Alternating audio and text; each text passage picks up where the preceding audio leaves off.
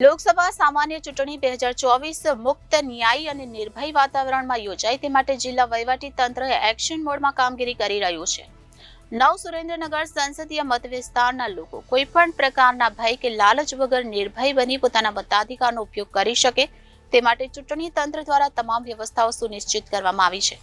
પુરુષ, મહિલા, યુવા સહિત દરેક વર્ગના મતદારો લોકસભા સામાન્ય ચૂંટણી 2024માં મહત્તમ મતદાન કરે તે માટે મતદાન જાગૃતિ સંબંધિત અનેક કાર્યક્રમો પણ યોજવામાં આવી રહ્યા છે. આ જ શ્રેણીમાં જિલ્લા વહીવટી તંત્રના વરિષ્ઠ અધિકારીઓ પણ તમામ લોકોને લોકશાહીના મહાપર્વમાં સહભાગી બની મહત્તમ મતદાન કરવા લોકોને પ્રોત્સાહિત કરી રહ્યા છે. નિવાસી અધિક કલેક્ટર આર.કે. ઓઝાએ તમામ મતદારોને અપીલ કરતા જણાવ્યું હતું કે 7મી મે 2024ના રોજ યોજાનાર લોકસભા સામાન્ય ચૂંટણી 2024ના મતદાનમાં સુરેન્દ્રનગર જિલ્લો તથા નવ સુરેન્દ્રનગર સંસદીય મત વિસ્તારમાં સમાવિષ્ટ 7 વિધાનસભા મત વિસ્તારના તમામ મતદારોને સહભાગી બની મહત્તમ મતદાન કરી લોકશાહીને વધુ મજબૂત બનાવવા જણાવ્યું હતું. લોકશાહીના આ મહાપર્વમાં મતદાન કરી સશક્ત ભારતનું નિર્માણ કરવા તમામ નાગરિકોને અપીલ કરી હતી. જિલ્લા પોસ્ટલ બેલેટ નોડલ અધિકારી તરીકે ચૂંટણી ફરજ પર રોકાયેલા સર્વે અધિકારીશ્રીઓ કર્મચારીઓને વિનંતી કરતા વધુમાં તેમણે ઉમેર્યું હતું કે તારીખ 30/4 થી 1/5 દરમિયાન પોલિંગ સ્ટાફ મતદાન વિધાનસભા મત વિસ્તારમાં તાલીમ સેન્ટર પર બનાવેલા ફેસિલિટી સેન્ટર પર પોસ્ટલ બેલેટથી વોટિંગ કરવામાં આવશે. આ વોટિંગ પ્રક્રિયામાં સહભાગી થઈને મહત્તમ મતદાન કરવું જોઈએ. આ ઉપરાંત તારીખ 1/5 થી 4/5 દરમિયાન પોલિંગ સ્ટાફ સિવાયના અન્ય ચૂંટણી કામગીરીમાં રોકાયેલા એબસેન્ટી વોટર અને આવશ્યક મતદાતાનું એઆરઓ કક્ષાના ફેસિલિટી સેન્ટર પરથી પોસ્ટલ બેલેટથી મતદાન થશે.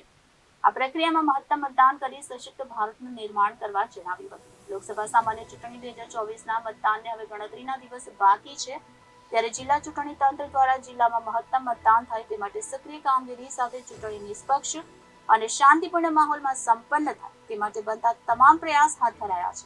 હું રાજેન્દ્ર કે ઓઝા, નિવાસી અધિક કલેક્ટર શ્રી સુરેન્દ્રનગર તરીકે તારીખ 7/5/2024ના રોજ લોકશાહી સામાન્ય ચૂંટણી 2024ના રોજ યોજાનાર મતદાન સંદર્ભે સુરેન્દ્રનગર જિલ્લા તથા સુરેન્દ્રનગર સંસદીય મતદાર વિસ્તારમાં સમાવિષ્ટ આપણી 7 વિધાનસભા વિસ્તારના તમામ મતદારોશ્રીઓને નમ્ર વિનંતી કરું છું કે 7/5/2024ના રોજ યોજાનાર મતદાન થકી આપણે લોકશાહીને વધુ મજબૂત બનાવીએ અને એક સશક્ત ભારતનું નિર્માણ કરીએ.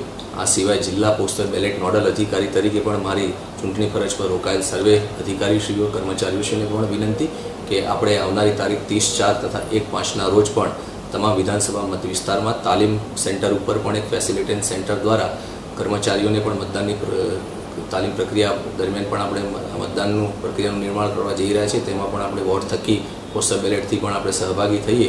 તે સિવાય પણ જે એબસેન્ટી વોટર અને એસેન્શિયલ વોટર માટે પણ તારીખ 1/5થી લઈ અને 4/5 સુધી તમામ વિધાનસભા મત વિસ્તારમાં એઆરઓ કક્ષાએ જે આપણે પોસ્ટલ બેલેટ ફેસિલિટેશન સેન્ટર ઊભા કરવામાં આવ્યા છે તેમાં પણ આપણા કર્મચારીઓ પોસ્ટલ બેલેટથી વોટિંગ કરી આ લોકશાહી પર્વને ખૂબ ઉજવણી રૂપે આપણે ઉજવીએ અને સશક્ત ભારતનું આપણા મતદાન થકી નિર્માણ કરીએ.